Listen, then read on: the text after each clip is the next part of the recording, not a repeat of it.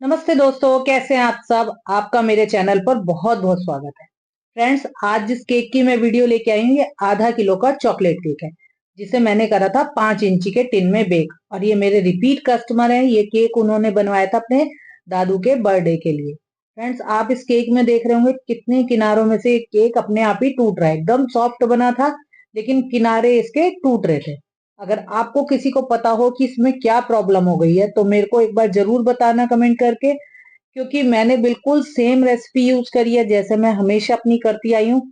तो भी इसमें कुछ दिक्कत थी। सॉफ्ट तो बहुत था लेकिन इसके किनारे टूट रहे थे।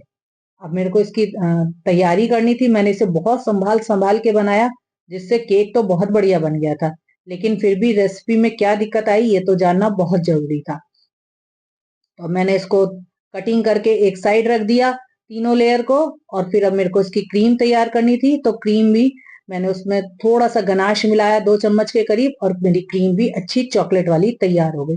गनाश बनाया था मैंने 2:1, यानी 2 पार्ट चॉकलेट लेकर और 1 पार्ट क्रीम लेकर।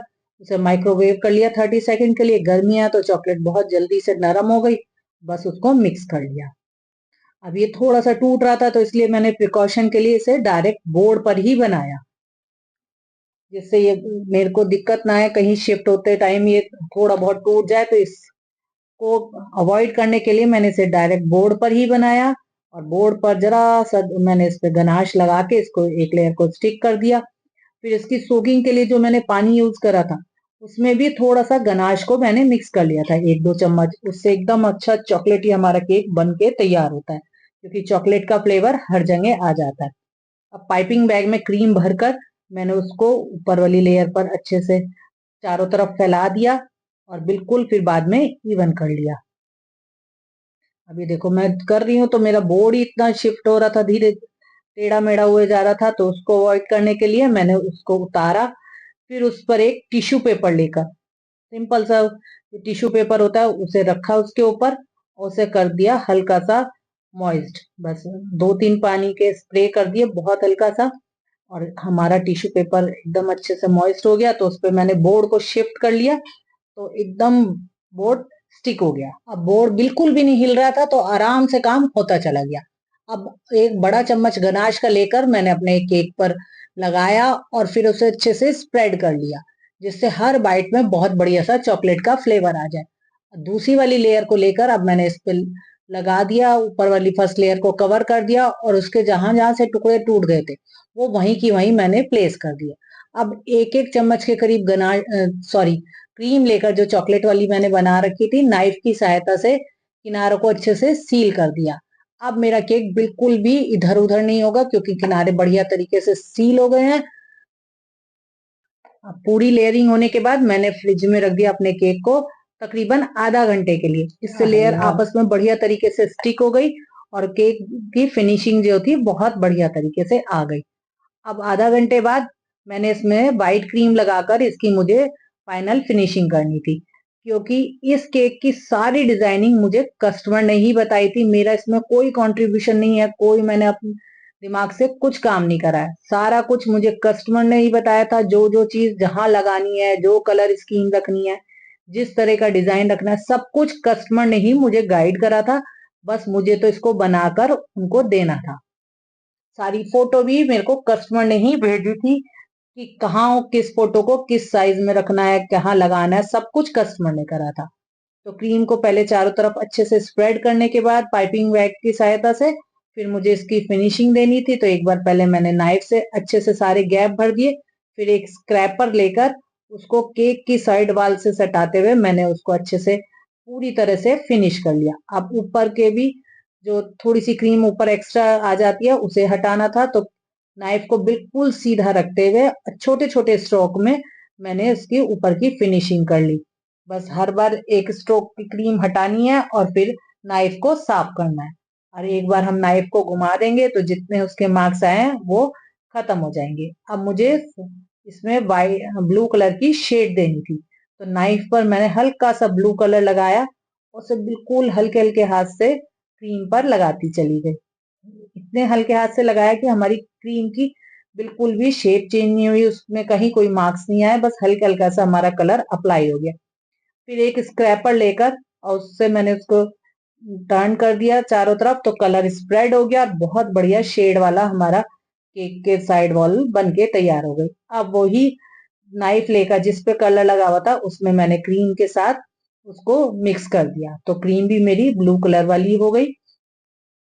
थोड़ी सी क्रीम और लेकर और फिर मैंने उसमें हल्का सा ब्लू कलर और मिलाया था, क्योंकि मुझे थोड़ी ज्यादा क्रीम चाहिए थी। मेरे को इसके ऊपर और नीचे तो दोनों तरफ बॉर्डर बनाना था, तो उसको भी लेकर जरा सी क्रीम को और मैंने इसके साथ मिक्स कर लिया, थोड़ा डार्क कलर रखा। तो अब ये मेरी क्रीम बनके तैयार हो गई है। अब मैं इसके लिए जो रोजेट वाला, सॉरी, जो मोदक वाला नोजल होता है वो लूंगी और उसमें इस क्रीम को भर के और इसका मैंने चारों तरफ का बॉर्डर बना के तैयार कर लिया। सबसे पहले नीचे वाला बनाया, थोड़ा सा बस अपने पाइपिंग बैग को हल्का सा ऊपर की तरफ पुश करती रही, फिर नीचे की तरफ लाती रही। इस तरह से मेरा एक अच्छा सा बॉर्डर बन के तैयार हो गया था। अब ये केक तकरीबन आधा मेरा तैयार हो गया था। इसका डिजाइन भी मुझे कस्टमर ने ही भेजा था कि आपको कैसा बना के तैयार करना है। अब उसने ये मेरे को फोटो सेंड करी थी कि आपको ऐसे से फोटो लगानी है, तो ये फोटो मैंने बस एक जो साइबर कैफे होता है वहां से निकलवा के ग्लॉसी पेपर पर, जो फोटो वाले पेपर होता है, उस पे प्रिंट करवा ली थी। अब इसकी मैं सबको अलग कर लूंगी और साइड में से जितना इसमें एक्स्ट्रा पेपर है उसे काट के अलग कर दूंगी। इस तरह से एक अच्छा सा ये दादू वाला उनकी फोटो और ये अपने दादा और पोते की है, वो सब तरह की फोटो अलग हो जाएंगी।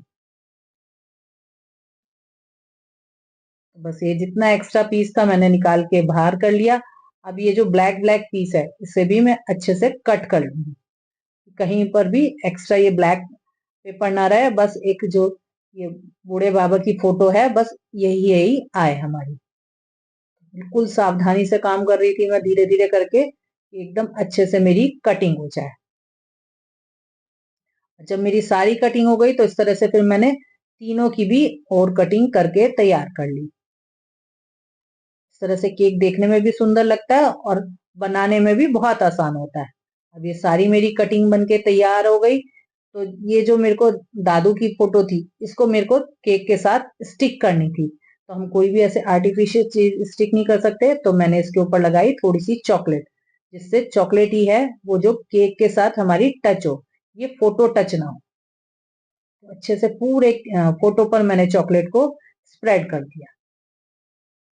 और जो तीनों थे वो मेरे को ऐसे ही ऊपर लगाने थे, तो उनके ऊपर मैंने लगा दी एक टूथपिक, सेलो टेप की सहायता से उसको टूथपिक को चिपका दिया और बस उसे अब मेरे को अपने केक पर प्लेस करना था। तो सबसे पहले आगे हमें लगानी थी ये दादू की फोटो, तो इसको मैंने अच्छे से सावधानी से केक के साथ स्टिक कर दिया। अब चॉकलेट लगी हुई थी तो आर्टिफिशियल कुछ भी नहीं आया।